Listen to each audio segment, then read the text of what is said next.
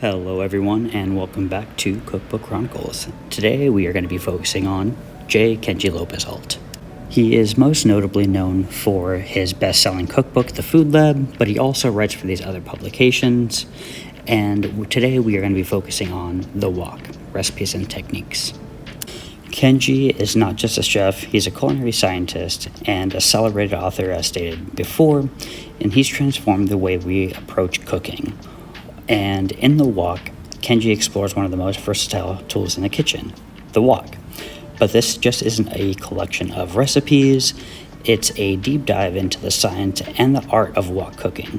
Kenji breaks down techniques that can elevate your stir fries from a good stir fry to a phenomenal stir fry. And he also explores the cultural significance of the wok in various cuisine. Another thing that makes the wok stand out is Kenji's approach to cooking. He doesn't just tell you what to do, he explains why each step is essential.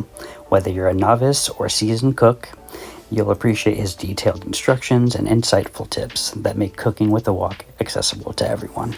The book is packed with over 200 recipes that showcase the wok's versatility, ranging from classic Chinese dishes, Chinese American, Korean, Japanese, and even innovative modern creations.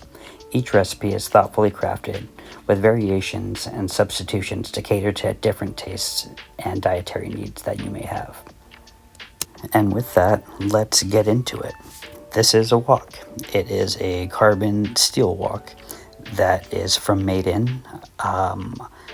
It is the first real wok that I've owned. I used to have a non-stick, but moved up to one of these carbon steel ones. And it's seasoned just a touch, as you will see here. Nice and clean, shiny, and no grease, no residue. Should be non-stick. But I've only used it a couple times from this point, so we'll make sure that I get it nice and seasoned even more. One thing you may have noticed is that my stovetop is an electric stovetop, so it's going to be interesting to see how this plays out. But according to Kenji in the wok, it should be no issue as long as I'm in control of how much of a product is going into the wok. And here are some of the utensils I'll be using throughout my videos series on the wok. We have a wooden spatula, a metal spatula, and a small wooden rolling pin. Have a nice little spider here. Then we also have our nice big metal ladle. And to test out other options, I also invested in a Iwatani butane single burner.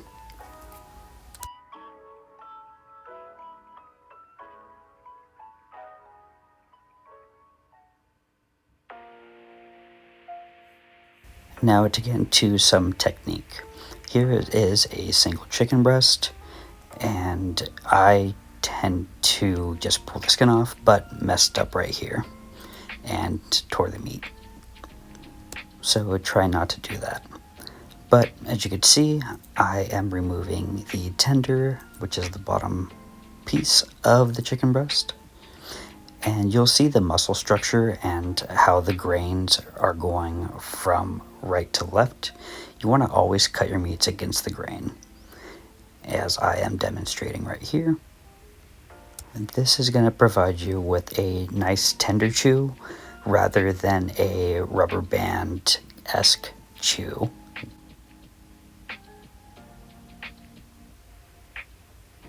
Once you're finally done cutting the breast in pieces here, you're going to cut with the grain right here, just so you have nice bite-sized pieces.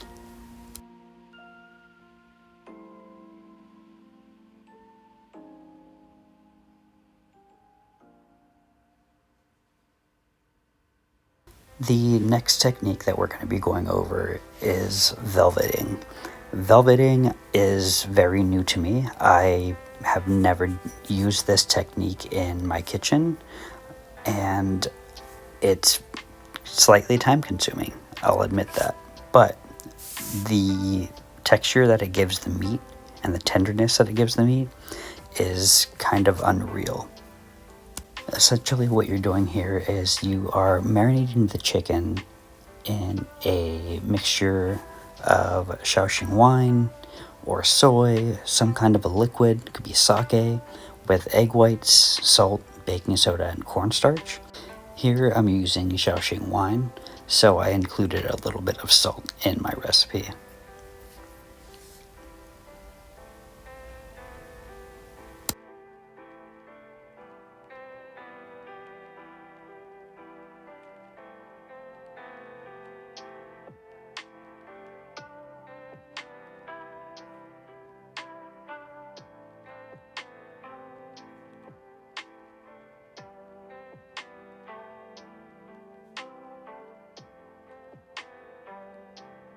Now for this next part, I wouldn't normally wash chicken, but this technique requires that you wash your chicken and you wash it thoroughly.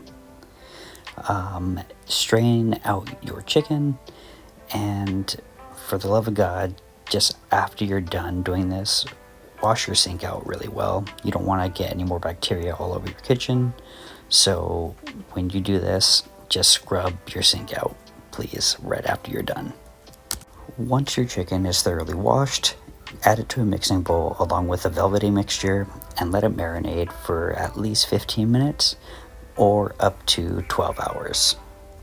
Be sure to thoroughly mix this and don't be afraid to agitate it and get in there and just work it like so. This technique is for those who enjoy stir frying relatively low fat cuts of meat, such as chicken, fish, or certain types of pork. The problem with standard stir frying is that the extreme heat that's necessary to develop the smoky char without overcooking the interior of the meat also causes low fat cuts of meat to dry out and turn really stringy. To prevent this, you need to create some sort of insulation, which is what this technique does to the proteins that you're cooking. And in Chinese cooking, this is the most common form of insulation, using this technique called velveting. Essentially, what's happening is the proteins that are in the egg white set up while the cornstarch prevents them from becoming too tough. You end up with a soft, tender, slippery slice of meat that you could then add to any stir fry towards the end to just barely cook through. The clip that you saw before were the ingredients to the black pepper chicken, and I went ahead and cut all of those as the chicken was marinating. Another interesting fact about this technique is that you could do this a day or two before you plan on stir frying anything. So you could take the time to try out this velveting technique and save all your chicken for another day that you want to stir fry something. So in a sense, it's kind of a time saver. Now that we have our chicken velveted, our vegetables cut, let's get our wok ripping hot and start stir frying.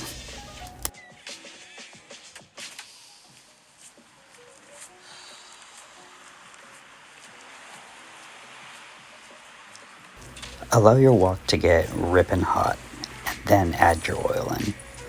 I just did a quick thin film of oil and rubbed it around the wok.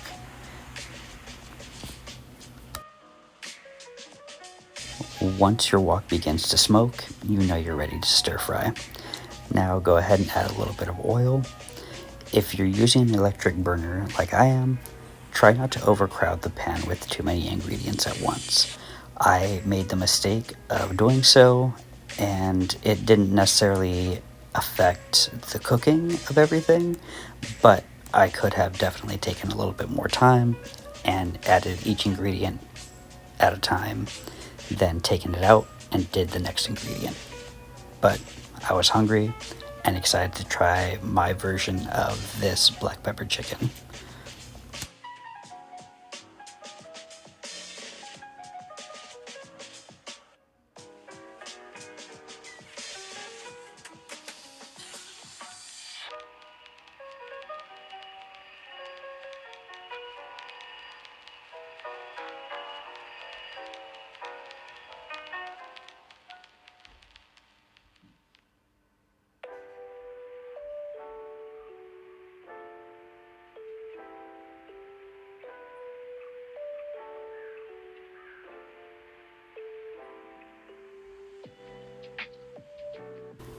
Another topic that I failed to mention at the beginning is how Kenji also dives into the science behind the Maillard reaction and the elusive wok, which is the smoky flavor that defines a great stir fry in dishes. Though you won't achieve that wok flavor using an electric burner, Kenji does provide a few workarounds, and you'll see one of them later in this video.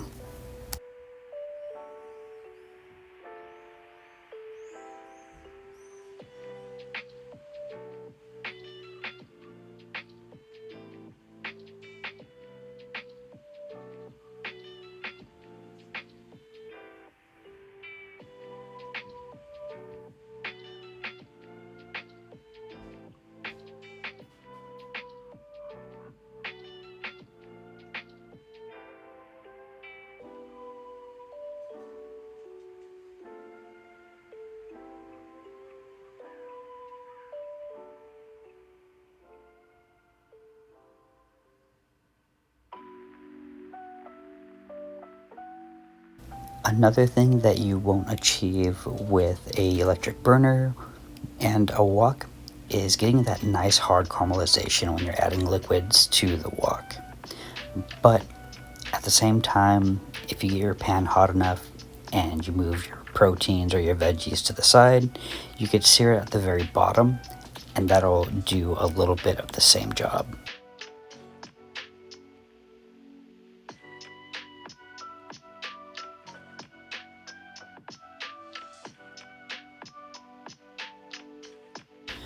Now, one of Kenji's tricks is to use a butane torch to achieve that wok flavor.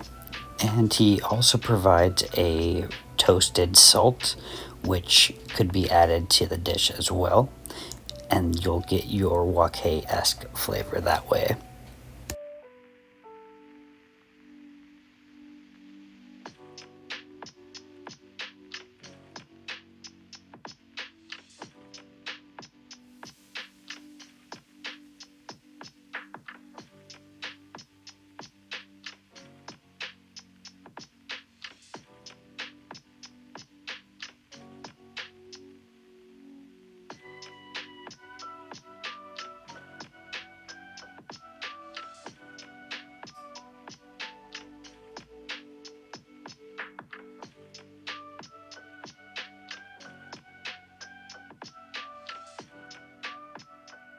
Beyond the recipes, the wok is a celebration of culture and tradition.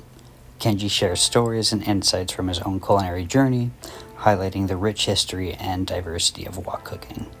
It's a book that not only teaches you how to cook, but it also deepens your appreciation for all the art and science behind cooking.